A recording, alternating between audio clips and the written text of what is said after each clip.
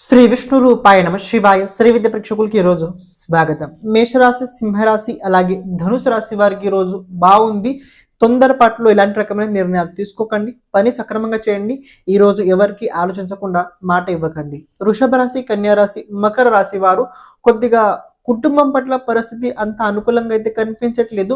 కొద్దిగా ఈరోజు ఒత్తిడి ఎక్కువ కనపడుతుంది. ఆరోగ్యం జాగ్రత్తగా చూసుకోండి. మిథున రాశి, తులారాశి, కుంభరాశి వారికి ఈరోజు బాగుండబోతుంది. ఈరోజు మీ పార్ట్నర్ మాట కనుక మీరు వినట్లయితే బాగుంటారు. ఇప్పుడు పార్ట్నర్ అంటే లైఫ్ పార్ట్నర్ కాదు, మీ స్నేహితుడు కావచ్చు, మీ మంచి కోరే వ్యక్తి కావచ్చు, మీ గురువు గారు కావచ్చు, ఎవరైనా కావచ్చు, మీ గురించి మంచి ఆలోచించే వారు ఎవరైనా కావచ్చు, వాళ్ళ మాట వినండి. ఈరోజు బాగుంటారు.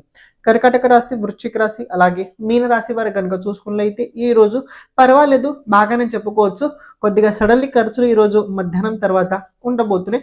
కానీ ఈ రోజు ఎవరికి ఆలోచించకుండా మాట అస్సలు ఇవ్వకండి. ఈ రోజు ప్రతి ఒక్కరూ హనుమాన్ చాలీసా 5 సార్లు తప్పకుండా చదవండి. శ్రీమాత్రే నమః.